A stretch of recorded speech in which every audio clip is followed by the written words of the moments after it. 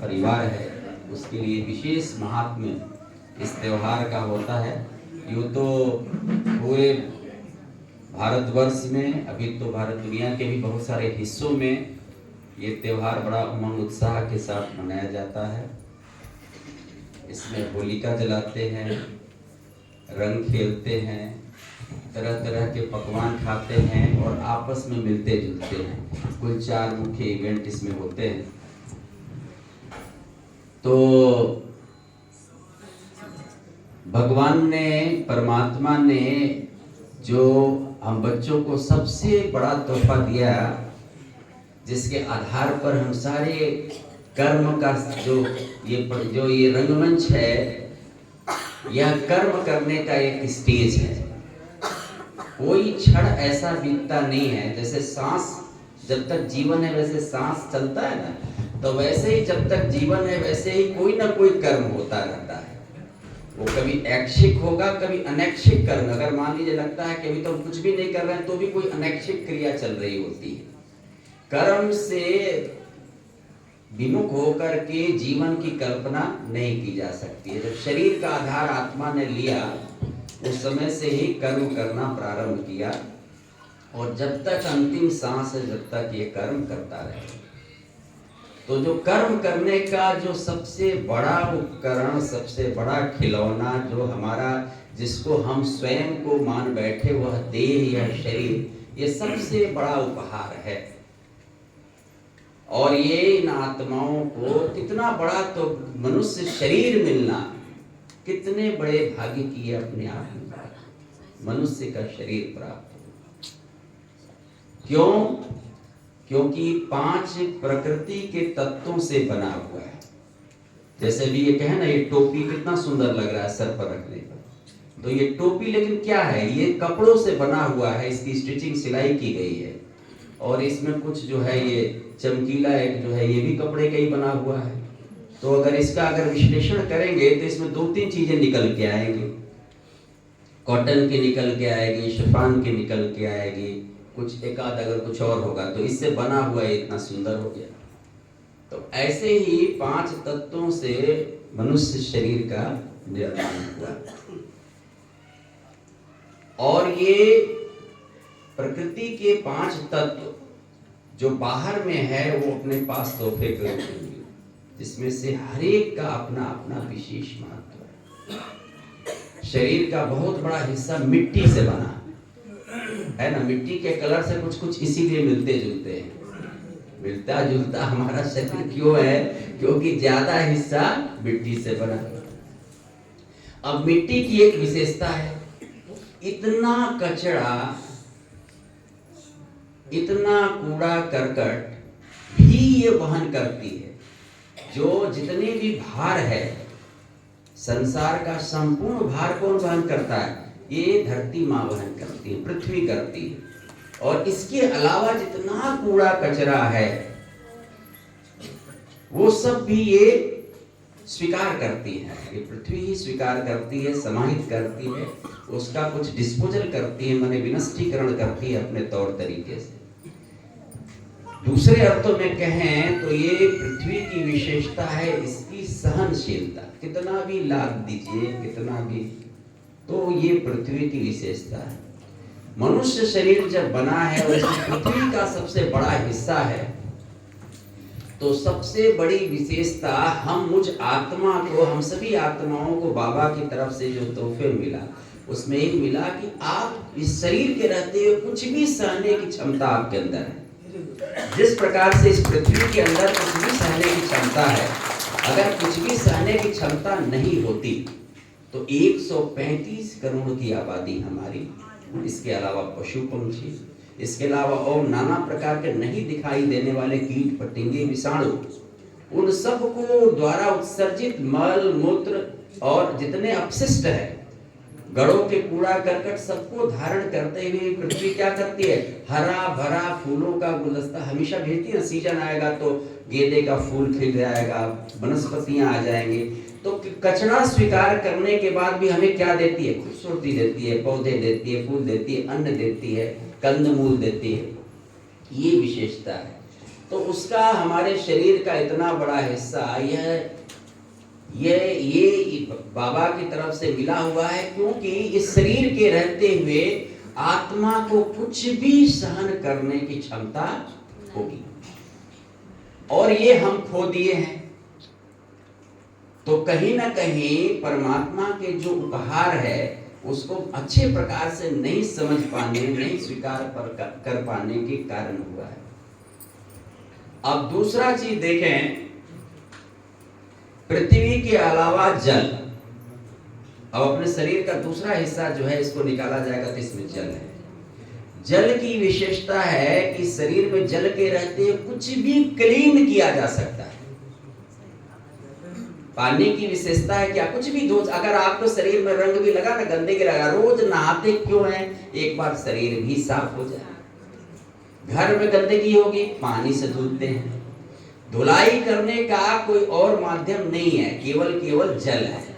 तो शरीर में भी जल एक हिस्सा दिया बाबा ने कि यह आत्मा इस शरीर के रहते कुछ भी साफ करने की क्षमता रखती है, फिर भी हम साफ नहीं कर पाए। तीसरा, हवा। हवा की ये विशेषता होती है कि कहीं से कहीं उड़ के जाती है। हमारे भी शरीर में एक हवा एक तत्व है। इसके होते हुए इस उपहार में आत्मा को उड़ने की, कहीं से कहीं भी जाने की इसके अंदर शक्ति है। अग्नि एक तत्व इसके अंदर अग्नि है। हम जो भोजन होकर कहते हैं ना जठराग्नि, अगर भोजन ग्रहण करते हैं और किसी के अंदर जठराग्नि नहीं होगी तो पचेगा ही नहीं। एक भट्ठी हमारे अंदर भी है, एक छोटी मोटी भट्ठी जो है, तो जो कुछ भी जाता है वो उसमें जाकर के पच जाता है। विशेषता देखे शरीर की, और ये तोहफा बाबा का इस आत्मा को। अब इस अग्नि की ये विशेषता है कि कुछ भी भस्म कर देने की क्षमता इस आत्मा के अंदर, इस शरीर के रहते हुए कुछ भी जला डालने की। जलाने की क्या मतलब विशेष तात्पर्य होता है कि वह हमेशा हमेशा के लिए समाप्त हो जाता है। बाबा कहते हैं ना, योग अग्नि से विकारों को जलाना, यानी कि वो हमेशा हमेशा के लिए खत्म हो जाए।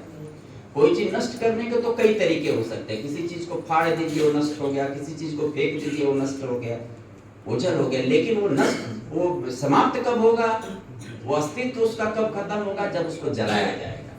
तो बाबा ने वो शरीर के अंदर वह तत्व भी प्रदान किया। और एक है आकाश तत्व। आकाश तत्व जो होता है वह असीमता का अनंत का प्रतीक होता है। तो आत्मा को यह शरीर रहते हुए अनंत और असीमित दायरा प्रदान करता है। ऐसा नहीं कि शरीर है, इसके अंदर में जो आकाश तत्व ये बताता है कि यह आत्मा कुछ भी, कहीं भी, जहां तक भी ब्रह्मांड का कुछ भी है वहां तक यह आत्मा का इस हवा के तत्व के द्वारा आना जाना संभव है। यह 5 खूबसूरत विशेषता ये शरीर के द्वारा हम आत्माओं को परमात्मा ने उपहार में खुद से दिया है। परंतु उसके बाद भी हम कहीं न कहीं अपने शरीर के तत्वों के साथ सामंजस्य नहीं कर पाने के कारण परेशान रहते हैं। तो योग साधना का एक विषय यह भी होता है कि जो हमारे प्राकृतिक तत्व है उसका संतुलन, उसकी विशेषताओं को आत्मसात करके हम अपने आत्मिक बल का उन्नयन करें। तो ये आज होली का पावन पर्व है, हम सभी होली मनाने आए हैं। इस उपहार के रहते हुए जितने भी 2 प्रकार की अगर एक्सरसाइज हम लोग अपने जीवन में एडॉप्ट कर लें, एक तो जितने भी प्रकार की गंदगी, डिपॉजिट, बुराइयां, कमजोरियां हैं उनको रोज का रोज क्लीनिंग करें, सफाई करें। इतने भारी विशेषताएं हमारे पास खुद से मौजूद है, इसमें किसी और के सहयोग की जरूरत नहीं है। केवल सहयोग इतना ही चाहिए कि हमें सीखने भर का तरीका पता होना चाहिए। हमारे जो विशेषज्ञ होते हैं, जो निपुणता हासिल करते हैं किसी न, वो क्या करते हैं, जैसे कोई सिलाई करने वाला है, बहन जी कोई सिलाई करने, उनको केवल सिलाई एक बार सीखना पड़ता है। एक बार सीख लिया तो खुद से वो सिलाई किसी के लिए फिर वो आश्रित नहीं, वो सिलाई खुद से कर सकती है। इसी प्रकार से कोई वाद्य यंत्र बजाने का, अगर वाद्य यंत्र बजाना आ गया तो फिर उसे किसी संगीतज्ञ की जरूरत नहीं, वो खुद ब खुद बजाएगा। एक बार सीखने की जरूरत होती है, बाकी उसके पास उसका इंस्ट्रूमेंट अपने आप मौजूद है। तो एक तो जो बुराइयां कमजोरियां हैं वो नित्य का नित्य क्लीन करते रहे, और दूसरी तरफ जो ईश्वरीय शक्तियां हैं, गुण है, परमात्मा से जो अनंत गुण है, अनंत शक्तियां हैं, और ये ज्ञान है, योग, इसका रोज कुछ ना कुछ अपने अंदर डिपॉजिट करते जाए, धारणा करते जाए। ये दोनों ही चीज अगर एक साथ चलेगी तभी जाकर, अगर एक कोई काम पर करेंगे इसमें से और दूसरे पर नहीं ध्यान देंगे तो वो पूर्णता को नहीं प्राप्त करेंगे। अगर हम केवल और केवल ज्ञान की रोज सुने, मुरली सुने, केवल और केवल योग करें, केवल और केवल हम चाहें कि ईश्वरीय अनुकंपा हमको मिलती रहे, ईश्वरीय शक्तियां प्राप्त होती रहें, दूसरी तरफ अपने अंदर जो कमजोरियां हैं रोज की, अगर उसको बनाए रखते हैं तो ये प्राप्त नहीं होगा। और अगर केवल और केवल अपनी कमजोरियों को दूर करते रहें और ईश्वरीय शक्तियों का आवाहन अपने अंदर न करें, गुणों की अवधारणा न करें, तो भी ये जाकर के पूर्णता को नहीं प्राप्त करें। तो इसलिए हम सभी आत्माओं को ये कोशिश करनी चाहिए कि दैनिक आधार, प्रतिदिन के आधार पर जीवन को इतना छोटे हिस्से में, एक तो छोटा सा जीवन को जितने छोटे हिस्से में बांट के कोई जिएगा, एक जीवन जीने का आप लोगों को और राज बताता हूं। जिस आत्माओं को जीवन को जितने छोटे हिस्से में बांट करके जीने की आदत पड़ गई, वो उतना ज्यादा सुखी और खुशहाल आत्मा। खुशी होने का एक मंत्र आपको बता रहा हूं। जैसे कहते हैं खुश नहीं, क्यों? जितना विस्तार में कोई जिएगा, अपने पूरे उम्र की जोड़ करके, अगर मान लीजिए उसने एक तो वो गलत अवधारणा है, बहुत सारे लोग अपने जीवन की आयु खुद निर्धारित कर लेते हैं। 100 बरस से शुरू करते हैं। हर आदमी अभी क्या करते हैं, मन में सोचते हैं कि 100 बरस अगर कोई जिया है तो उतना तो हम जिएंगे। ये पहली गलती। अगर 100 नहीं जिया तो अगले ने सोच लिया चलो 80 जिएंगे, जो जितने अपने हाथ में। 40 बरस वाला 80 बरस तक का, 70 बरस तक का सोचेगा कि चलो 40 बरस का मार्जिन कोई छोड़ना नहीं चाहता। वो 60 बरस वाला जब जाएगा तो 100 बरस कर लेगा, यानी 40 बरस को पकड़ के रखना चाहता है। 90-100 बरस वालों का मुझे नहीं पता वो लेकिन जो जितने बरस में होता है वो सोच के चलता है कि भाई 40 बरस तो हमारा है, ये तो गारंटेड है। अब यहीं से दुख जन्म लेता है। मनुष्य की परेशानी यहीं से जन्म लेती है कि उसने बना लिया लंबा टारगेट, तो अब उसके सारे अचीवमेंट, सारे जो उनकी प्राप्तियां हैं, सारी महत्वाकांक्षाएं हैं, सारे जो उसके कार्यक्रम अब जीवन के हैं, इतने लंबे दायरे के हिसाब से बुन के रखे। सपने जो है इतना लंबा बुन के रखे। अब इसमें बहुत सारी चीजें इन्वॉल्व होना शुरू करेंगे, बहुत सारे। अब कोई एक आत्मा समझदार है जो कि इन सारी चीजों को छोड़ करके वो धीरे धीरे घटते हुए थोड़े समय पर आता है, थोड़े समय पर आता है। कुछ लोग अपनी वार्षिक दिन वो तय करते हैं, कुछ लोग 2 साल का तय करते हैं, कुछ लोग 5 साल का तय करते हैं। करते करते जो संपूर्ण आत्माएं होती हैं वो उसको बहुत संपूर्ण आत्माएं दिन भर के आधार पर आती हैं।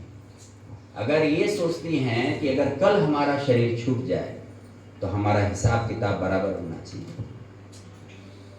और जो एकदम से जिसको कहते हैं कर्मातीत अवस्था, उसमें तो हर क्षण हर श्वास उसका आखिरी एवर रेडी जो बाबा टारगेट देता है वो मान के चलता है कि हमें यहाँ तक हिसाब किताब। अब उसके बाद उसको 40 बरस मिलता है तो कोई बात नहीं, लेकिन उसका हर 40 वर्ष का हर श्वास, हर सेकंड, हर दिन आखिरी ही मान के बीतेगा। उसको जीवन का 40 वर्ष मिलता है तो कोई बुराई नहीं, वो उस 40 वर्षों का आनंद लेगा। जो एक दिन में जिएगा वो निश्चित आनंद लेगा, ये तय है। 2 दिन वाला 1 दिन वाले से थोड़ा कम लेगा, 1 महीने वाला थोड़ा और कम लेगा, साल भर जीने वाला भी आनंद लेगा। लेकिन जैसे जैसे साल बढ़ता जाएगा, जो मन में जीने का है वो उतना ही फिर ज्यादा जो है उनके लिए समस्या बनती जाएगी। जीवन समस्या उसका है जिसने अपने मन में लंबा जीवन काल बना रखा है, उसके लिए उसका जीवन समस्या है। क्यों? क्योंकि यहाँ क्षण तो संभाला नहीं जाता है, दिन तो संभाला नहीं जाता। हम 40 वर्षों का टारगेट लेके बैठ गए। खुद ही गठरी जो है, कबीरदास जी कहते थे कि संभल के लाद लदनिया, भूले मन समझ के लाद लदनिया। इतना मत लाद लो अपने ऊपर कि हमारी उतनी क्षमता ही नहीं उठाने को। दिन भर के तो काम संभलते नहीं, और हमने 40 वर्ष 50 वर्ष तक का सोच रखा है। तो इसलिए युक्ति ये है कि हम रोज का टारगेट रखें, रोज का अपना जीवन को बनाएं, सेट करें, और रोज का जीवन एंजॉय करें, रोज का हिसाब किताब बराबर कर दें। अगर ये एबिलिटी किसी में अंदर आ गया तो उसको जो है उसकी होली रोज की, उसकी दिवाली रोज की।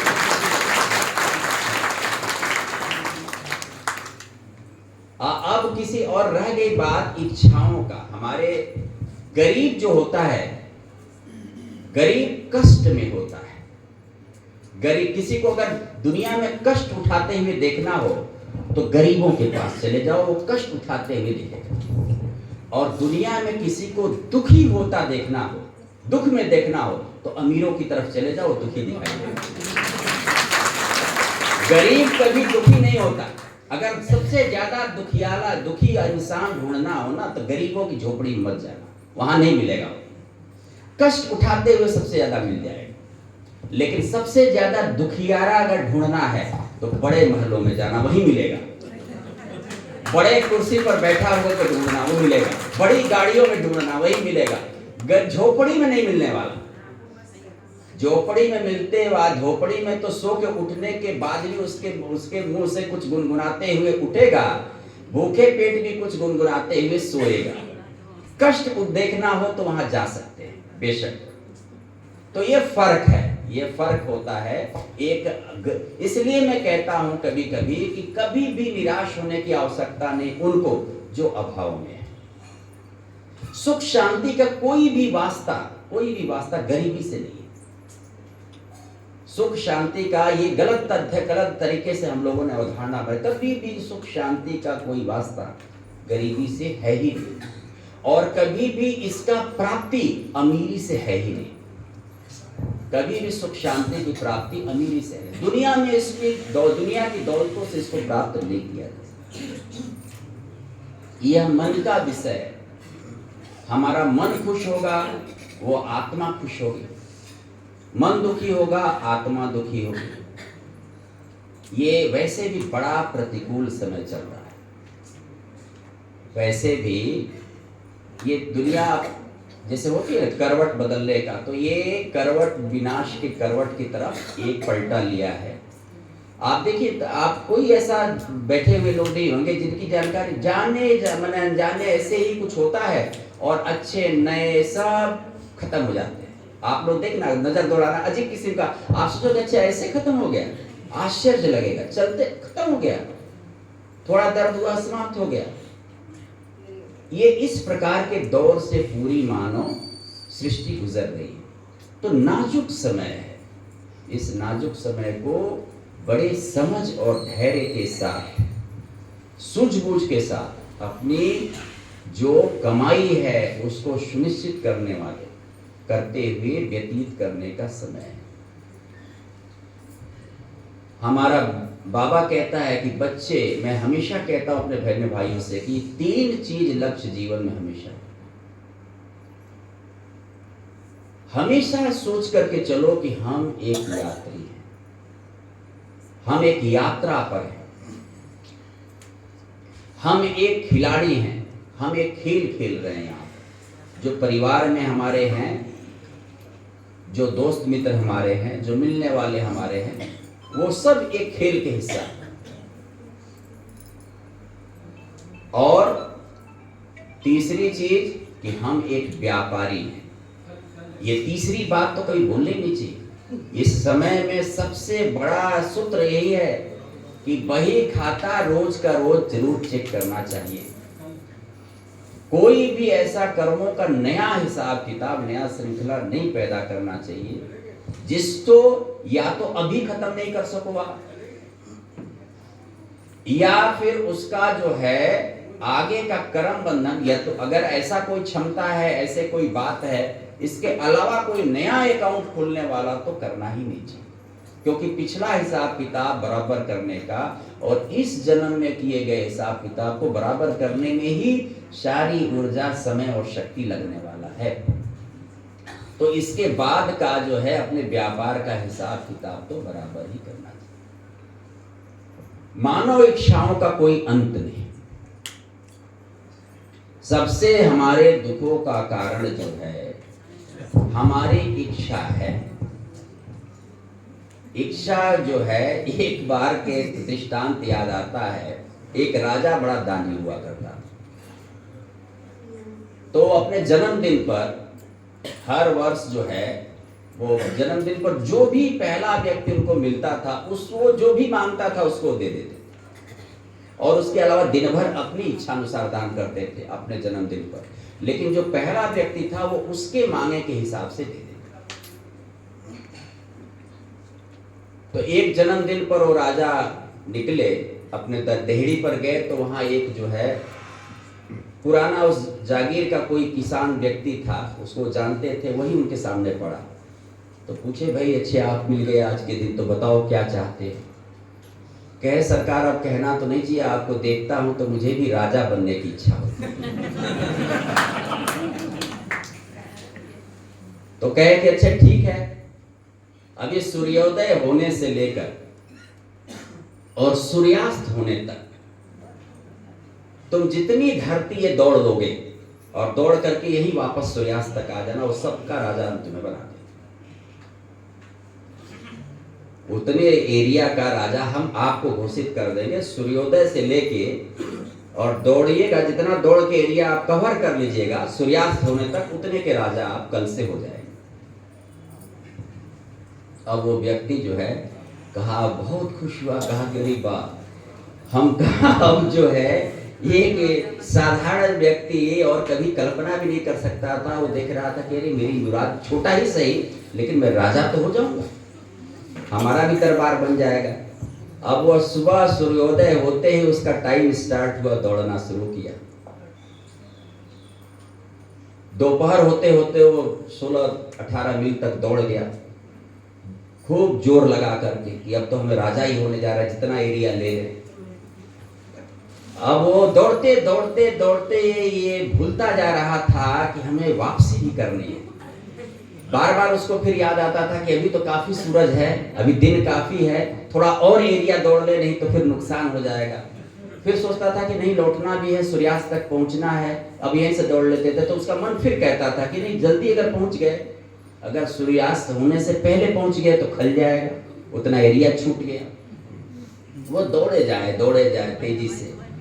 तो इधर से तो उसके शरीर में पूरी ऊर्जा थी, दौड़ गया काफी दूर, सूरज को देखता रहा कि आधा कहां तक चढ़े हैं, वहां तक तो दौड़ते। फिर भी लालच उसके मन में ये होता था कि जितना अधिक भाग लेंगे उतने बड़े भूभाग का राजा हम कल कहलाएंगे। दौड़ते दौड़ते सोचा कि चलो लौटने में 30 से और कवर कर लेंगे, काफी दूरी तक आगे निकल गया। अब जब वापसी करने लगा, 3 पहर तो निकल गए, थोड़ा 1 पहर बचा था। इतना दौड़ते दौड़ते गया कि बड़ा राजा बनेंगे। अब जब वापसी करने चला था, एक तो शरीर की ऊर्जा खत्म थी दौड़ने में, और हाँफते हाँफते जो है, और जैसे देखे कि अब मैंने धीरे धीरे सूर्यास्त होने जा रहा है और मैं तो आधा भी नहीं लौट पाया, वैसे वैसे निराशा, भय और कुंठा, इसके कारण उसकी शक्ति और क्षीण होती गई। बार बार गिर पड़े, घुटने छिल गए, चोट आ गई, बेतहाशा। लेकिन वो वापसी करते करते वो सूर्यास्त कई बार गिरा, कुछ बार तो उसको बेहोश भी होने लगा रास्ते में। इतना तेज पूरी ऊर्जा लगा रहा था, शरीर में ऊर्जा थी नहीं। वापसी कर नहीं पा रहा था। राजा बनने की वो जो उसकी अंदर इच्छा थी, प्रबल इच्छा, वो उसको बार बार फिर से बेहोशी में भी होश ला रही थी। वो सारी ऊर्जा एकत्रित करके फिर भागता था, लेकिन अंधेरा होने को आ गया। वो जितनी दूर आगे निकल गया था वापसी कर नहीं। फिर राजा सूर्यास्त के समय आए, कहे कि एक राजा बनने वाला था, मैंने उसको बोला था कहाँ तक पहुंचा? बोले तो दिखाई नहीं दे रहा। अपने सैनिकों से कहे भाई देख लो कहीं ऐसा तो नहीं रुक गया हो। तो एक जगह बेहोशी के हालत में मृत प्राय वो पड़ा हुआ वहां पर मिला था, और उसको बचाना भी बड़ा मुश्किल हुआ। फिर तो उसने अपने प्राण भी त्याग दिए राजा बनने के चक्कर में। राजा तो बना नहीं। तो ये लोग इतनी बुरी चीज, राजा बन सकता था, उसके पास बड़ा सुनहरा अवसर था, थोड़ा दूर जाता, थोड़ा समय रहते आ जाता, कोई बात नहीं, राजा तो बन सकता था। लेकिन इस लोग ने उसको राजा तो क्या, उसको जीवन विशेष नहीं छोड़ा। तो इस प्रकार से मानव इच्छाओं का भी समय है। क्या होता है, हमारे पास जो कुछ भी है, हमारे पास जो कुछ भी है उससे हम आनंद उठाने की बजाय हमारे पास जो नहीं है उसको प्राप्त करने के लिए सारा चिंतन, सारी इच्छा, सारी ऊर्जा और समय सब लगाते हैं। जीवन भर बहुत सारे लोग वो जीवन भर उनको प्राप्त करने के लिए अपना सब कुछ लगाते हैं जो उनके पास नहीं है, परंतु भगवान का दिया हुआ उन तमाम चीजों से जिनसे वो खुश हो सकते थे, उनका उपयोग करना वो छोड़ देते, भूल जाते। तो भगवान ने जो कुछ दिया है, अगर कुछ नहीं भी दिया है, तो हर आत्माओं को यह एक अद्भुत विशेषताओं से यह शरीर जो उपहार में दिया है, इसमें अंदर अपार क्षमताएं हैं। हमारा मन बुद्धि दिया है, उसके अंदर अपार क्षमताएं हैं। उसके द्वारा दुनिया की सारी शक्तियों को हम हासिल कर सकते हैं, हम अपना संपूर्ण रूपांतरण कर सकते हैं। तो हमें आज इस आवश्यकता है कि इस होली के मौके पर कहते हैं ना, होली, जो चीज हो गया सो बीत गई सो बात गई, वहां पर फुल स्टॉप लगा करके अपने जीवन में एक आमूल चूल रूपांतरण, खुशी का खजाना, सबसे बड़ा जो है दुनिया का, जो सबसे बाबा के बच्चों का है खुशी। अगर आंतरिक खुशी नहीं है, इसमें कोई पैसा नहीं लगने वाला। अच्छा, इसकी कोई दुकान नहीं है, हर आइटम मिलता है दुनिया में। आप खुशी का दुकान एक खुलवा दीजिए, देखिए कहीं दुकान मिलेगा आपको। पूरी दुनिया घूम के आ जाओ, इसका एक भी रिटेल शॉप नहीं, कोई विक्रेता नहीं, इसकी कोई दुकान नहीं है। तो ये वह आइटम है जिसके निर्माता भी हम, जिसके दुकानदार भी हम, और जिसके खरीदार भी हम। ये बड़ी विशेषता है इसकी, इसका कोई और नहीं है। खुशी की कोई फैक्ट्री आपको दुनिया के अंदर ढूंढ के आ जाना मिलेगी नहीं, कोई रिटेल शॉप नहीं मिलेगा कि पैसे देके खरीद लो। इसलिए यह वह चीज है जिसके निर्माता भी हम, रिटेलर भी हम, और खरीदार भी हैं। तो इसलिए ये प्रोडक्शन कभी ये और तमाम हमने इसको बंद कर रखा है। बाबा ने इसको मुफ्त देके भेजा, दुनिया में कहा कि ये दुकान हम नहीं देंगे भाई, ये इसका लाइसेंस किसी बाहरी को नहीं देंगे, ये हर आत्माओं को देके भेजा। चलो इसका हम तुम्हें मालिक बनाते हैं, ये प्रोडक्शन भी आप करना, बिक्री भी आप करना, और खरीदार भी आप ही हो गए। लेकिन हमने इस दुकान को, इस फैक्ट्री को बंद कर दिया, और बंद करके दुनिया भर में ढूंढना शुरू किया कि कहां है भाई इसका होलसेल फैक्ट्री, रिटेलर। कहीं नहीं मिला, कहीं किसी मोहल्ले में किसी व्यापार मंडल ने ये दुकान खोली नहीं।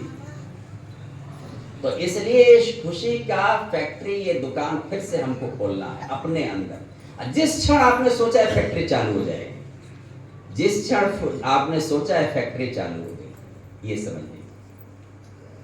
और दूसरा, अतीन्द्रिय सुख। हम तमाम प्रकार से बाबा के बच्चे होकर के अगर इस सुख का आनंद नहीं लिए, तो कभी भी हम डिटैच नहीं हो सकते। कभी भी डिटैच होने की, डिटैच मतलब न्यारापन, जिसको कहते हैं ना, हमें दुनिया से अब न्यारापन आ गया, जिसको उपराम चित्त कहते हैं।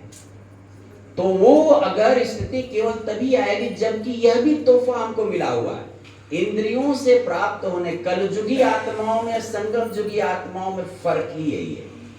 कलयुगी आत्माएं जो है इंद्रियों के सुख से सुखी होते हैं, उनको पता नहीं, और ये क्षणिक होता है, ये आता जाता है। संगम युगी आत्माएं अतीन्द्रिय सुख का अनुभव करते हैं।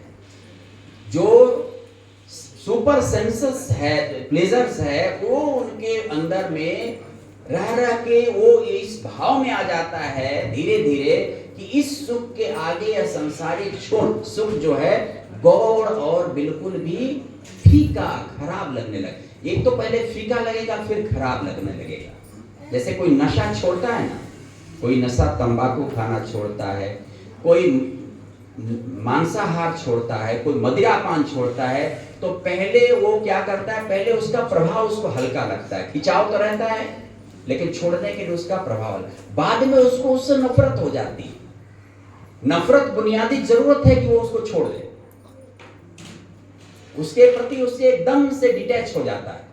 इसी प्रकार से अतीन्द्रिय सुख भोगने वालों को ये सांसारिक सुख बाद में चल करके एकदम से बेकार लगता है। वो उसी प्रकार से जैसे कोई मांसाहार छोड़ने वाले को मांस, मदिरा छोड़ने वाले को मदिरा, ऐसे ही यह सांसारिक भोग विलास से उत्पन्न हुए सुखों को, ये अतीन्द्रिय सुख में जिसको आदत पड़ गई जिन आत्माओं को, उनको बिल्कुल व्यर्थ ही नहीं लगता है, बल्कि उसको एकदम क्षण मात्र भी बर्दाश्त नहीं कर सकता, उसकी गंध भी उसको पसंद नहीं आएगी। तो बाबा के बच्चों को खुशी और अतीन्द्रिय सुख, ये दो की धारणा अपने अंदर और उसकी चेकिंग जरूर करनी चाहिए। तो आज इस पावन मौके पर होली के इसलिए इसको पावन कहा गया है क्योंकि अलग अलग रंगों